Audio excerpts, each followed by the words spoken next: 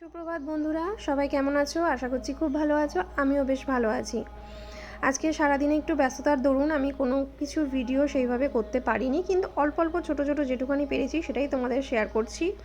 শুধু ঘড়ির টাইমটা দেখবে, সেই টাইমটা দেখলে তোমরা নিজেরাই অবাক হয়ে যাবে। আমি কীভাবে, নিজেও জানি না আমি কীভাবে এই টাইমের মধ্যে সংসারের সমস্ত কাজ কমপ্লিট করেছি।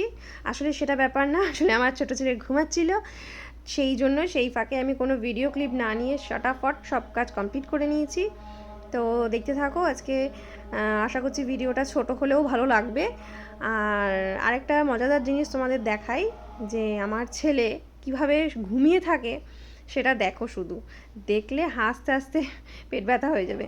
তো চলো দেখতে থাকো।